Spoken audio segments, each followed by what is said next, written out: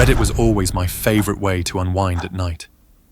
While most people relaxed with shows or music, I preferred diving into creepy subreddits, urban legends, ghost stories, strange rituals. I never actually believed any of it. But I loved the tension, the eerie atmosphere, the thrill of reading something that almost felt real, even when I knew it wasn't. Then one night, something caught my eye.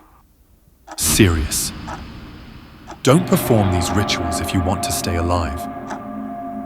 It sounded dramatic, probably just another over-the-top creepypasta, but the title was too tempting.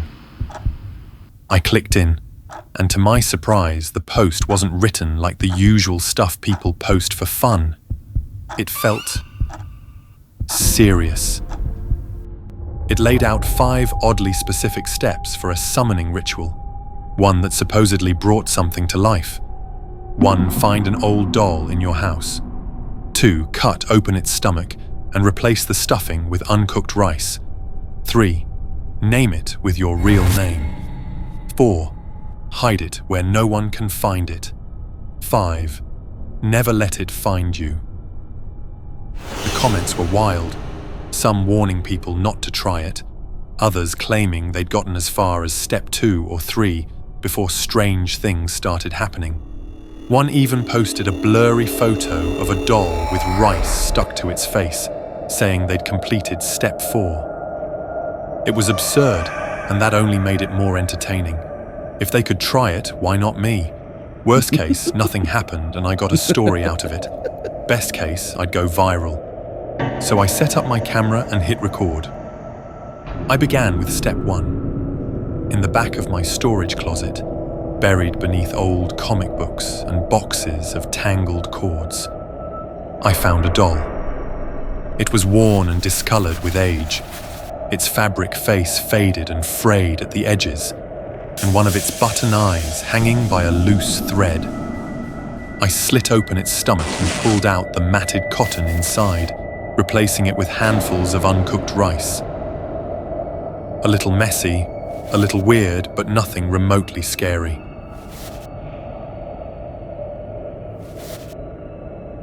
I posted a short clip of it, and just as I'd hoped, the responses started pouring in. Some warned me to stop, saying I didn't know what I was messing with. Others egged me on, excited to see how far I would go. The attention was addictive. I smiled, typed a reply, and moved on to step 3. I named it Tom, just like my own name. That night, I laughed at myself as I tucked the doll into a drawer and climbed into bed. It was just a silly Reddit challenge, nothing more. But the next morning, something felt off. My room was a mess. Books were pushed off shelves. My sock drawer had been emptied. At first, I assumed I had sleepwalked. But then I saw the grains of rice, scattered under my bed and trailing into the hallway. I didn't cook rice, not last night. I checked the footage from my camera, but entire segments were missing. Others were filled with static and faint scratching noises, as if something had brushed against the microphone again and again at exactly 3:06 a.m. Still, I told myself it was just coincidence. Curiosity, of course, got the better of me. I dug a shallow hole in the backyard, placed the doll inside, and covered it with dirt and leaves. Then I posted an update, mocking the ritual and everyone who claimed it was real. That evening, I was halfway through dinner when I heard a knock, gentle, steady, and patient. I opened the door and found nothing but the empty porch and quiet night. But when I turned back toward the living room, my stomach dropped. The doll was inside. It was sitting on the floor in a pile of spilled rice, as though it had been eating. Its hands were half buried in the grains, its head tilted downward. But as I stepped closer, it began to lift its face. And then, very slowly, it smiled. Not the kind of smile a doll should have. Its mouth stretched too wide, the fabric pulling tight, seams straining like something beneath was trying to break free. My breath caught, my chest tightened. I ran. The words from the post flashed in my mind like a siren. Never let it find you. I slid under the bed, the wooden floor cold against my back as I squeezed into the tight space. Dust clung to my shirt. I lay flat, chest rising in shallow, panicked breaths, willing myself to vanish. From beneath the bed, I could see its feet moving, slow, deliberate steps crossing the room. Then came the soft scrape of something dragging across the floorboards. I stayed frozen, counting seconds in my head, listening for any sound that might mean it was still there. But the silence held. Nothing moved. Maybe it was gone. Slowly, carefully, I slid out from under the bed, my palms bracing against the floor as I pulled myself free. I stood up, wiping the dust from my hands, heart still racing but starting to believe I was safe. The room was quiet, but then I felt it, that creeping sensation crawling up my spine, the instinct that something was behind me. I turned, and there it was, standing on the mattress, just behind me. Its head tilted, arms limp, that crooked smile stretching across its stitched face. Before I could scream, it whispered in my voice, "I found you." That's when my scream tore free. I ran again, slamming into doors that should have opened, pulling at locked handles that had never been locked before. The doll didn't chase me like a monster in a movie. It followed slowly, methodically, dragging each foot with intent, as if it knew I had nowhere left to run. I hid inside the closet, curling into myself and pressing both hands over my mouth to quiet my breathing. I heard it move past the door, then silence returned. I thought I was safe, until something soft landed on my head. A single grain of rice, and then another. I looked up. The doll was crouched above me, head peeking through the small opening, its grin now even wider, impossibly distorted. Before I could move, it reached down and grabbed my collar, dragging me out effortlessly.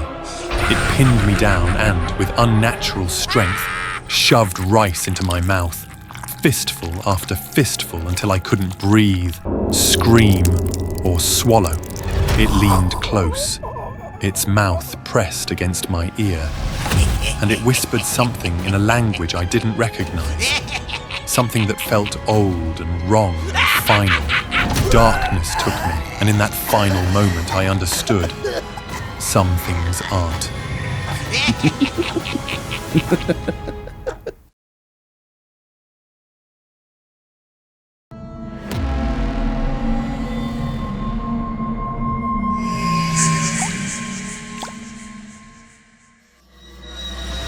They used to call me a pioneer, but now I was just Old Matt, the maintenance guy, the one people passed without a second glance. The younger engineers never showed me much respect. Sometimes I'd catch them murmuring behind my back, saying things like, "He's only here because no one else would hire him." I didn't argue. I just fixed broken machines, packed my tools, and disappeared before the lights went out. That night, I stayed late to check the storage room. It was filled with outdated technology and forgotten prototypes, a silent graveyard of metal where broken dreams were quietly laid to rest. Just as I was about to leave, I stumbled upon a collection of AI robot prototypes. Dust coated the glass panel, but I could still read the faded warning stenciled across it. Megan 13, prototype, do not reactivate. A humanoid robot stood inside, designed to mimic a young girl. But something was wrong with her face. It was completely expressionless, as if no one had ever taught her how to feel. I should have walked away right then, but curiosity held me in place. I powered her on. Her eyes burst into a strange red glow. She stared at me without blinking, then smiled brightly. Hi, Dad. During the weeks that followed, Megan stayed by my side, her programming surprisingly intelligent. She often helped me sort components and clean the workbench. When idle, she hummed an unfamiliar tune. Are you proud of me? Do you feel safe when I'm around? I always nodded. For the first time in years, I felt warm again. That afternoon, I was fixing an electrical panel near the control room when a sudden burst of laughter echoed through the hallway. The young engineers were approaching. As always, they were laughing and mocking me. One of them shoved me to the floor. They all burst into laughter. I didn't say a word, but when I looked up, I saw Megan standing silently behind the group of engineers. Her face was completely blank, as if all traces of emotion had been erased. Hours later, they were all in the hospital. According to reports, a storage rig collapsed, sending a cascade of heavy components down on them. One fractured his arm, another suffered a torn scalp. I arrived at the scene and noticed that the steel pipe had been dented, with thin, evenly spaced scratch marks that looked as if they had been made by metal claws. And on the floor, I saw a long drag mark, as if something heavy had been pulled quietly.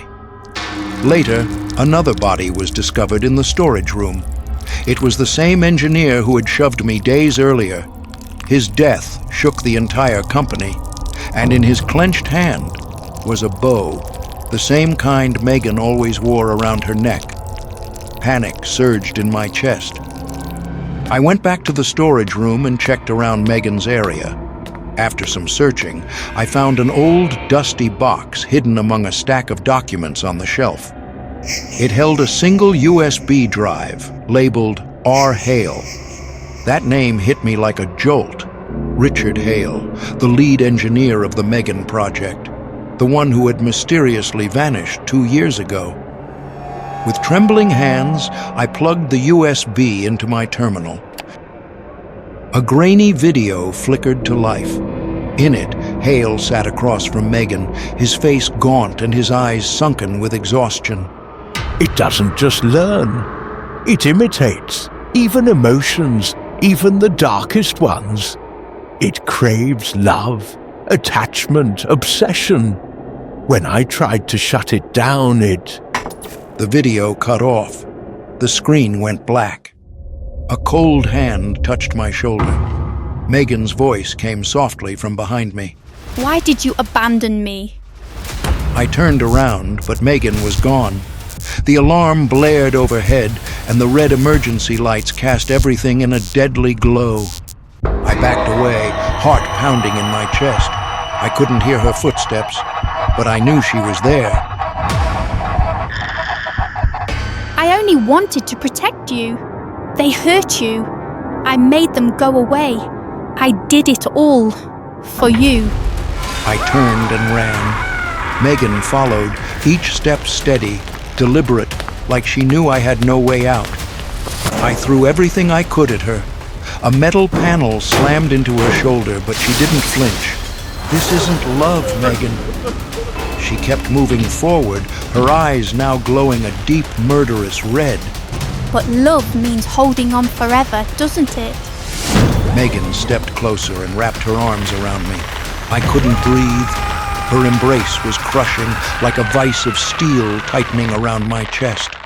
My ribs creaked under the pressure, seconds away from breaking. I struggled, clawing at her arms, trying to break free. We'll be together forever, won't we?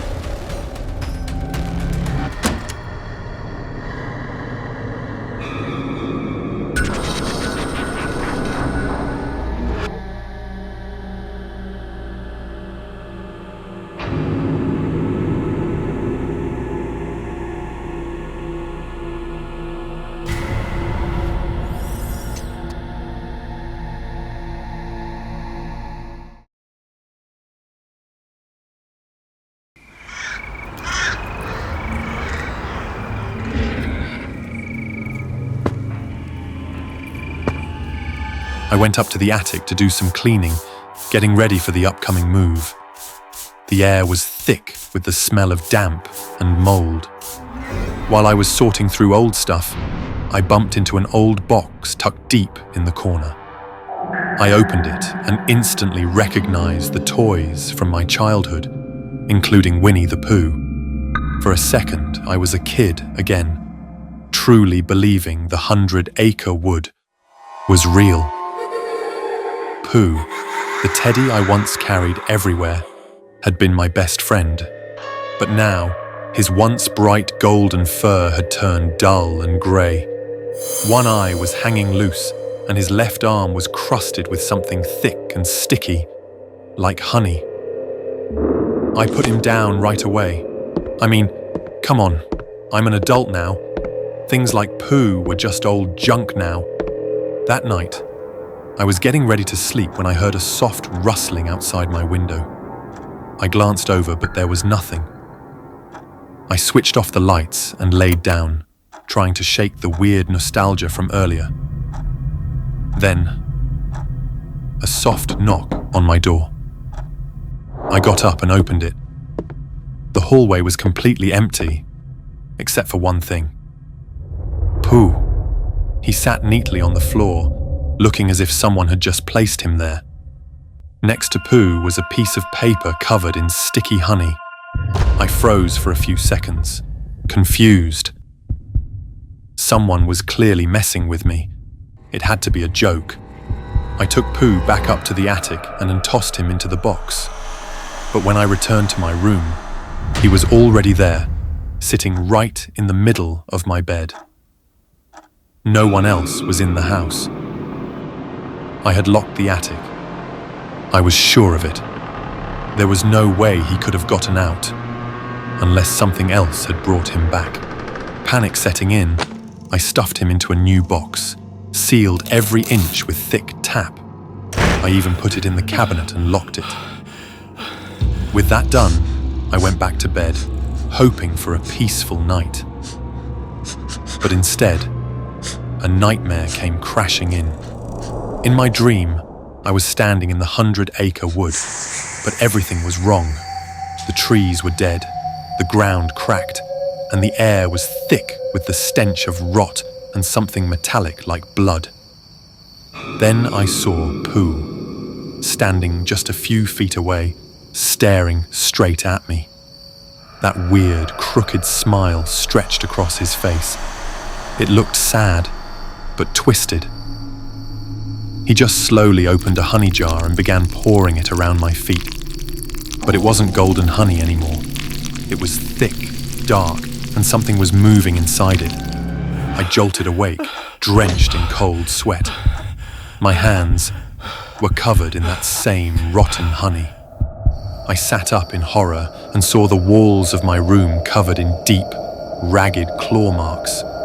The walls were gouged with jagged claw marks smeared with blood and honey. Somehow Pooh had escaped the box.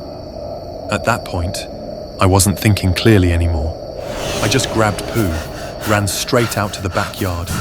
I poured gasoline over him, lit a match, and threw it without thinking twice. Flames shot up fast, wrapping around him like they'd been waiting. The fire swallowed him. His fur curled up and blackened, the smell of burning fabric thick in the air. I didn't move until the fire died, and there was nothing left but ashes. I went back inside, completely worn out, thinking I could finally get some sleep. But the second I lay down, that same burnt smell hit me, right under my nose. Then something heavy pressed down on my chest, pinning me in place. I opened my eyes. Pooh was sitting on top of me, his face grotesque, contorted, almost inhuman. You left me, but it's okay. Now we can play together, forever. I screamed and tried to move, but my body wouldn't respond. It was like I was trapped in place, completely frozen. Then everything faded into black. When I woke up, I was back in the 100-acre wood. Only this time, it wasn't a dream. The air stank of rotting honey, thick enough to choke on. The trees stood like twisted skeletons, their branches weighed down by dozens of tiny shoes, each soaked in honey and dark, dried blood. A whistle echoed suddenly. Pooh appeared, walking slowly. He was bigger now, his head swollen, his belly swaying like it held dozens of things inside. You'll never leave me again, will you, Christopher? He dragged me to a twisted tea table lined with teacups filled with thick, tar-like honey. When you join a tea party, you have to play by my rule. Then he smiled, handed me a cup, and without thinking, I knocked it to the ground, horrified by whatever was inside. Pooh let out a low, deranged laugh, then slowly pulled out a tiny, faded shoe. And the moment I saw it, I knew it was mine. My childhood shoe, with Christopher Robin stitched along the side. I waited for you in endless darkness. But where were you, Christopher? Then, without another word, he poured an entire jar of honey over me. The pain burned through me as my skin began to melt piece by piece. My mind started to fade. And just before my mind went completely dark, I heard his voice, low and loving. Welcome to the 100-acre wood, my best friend.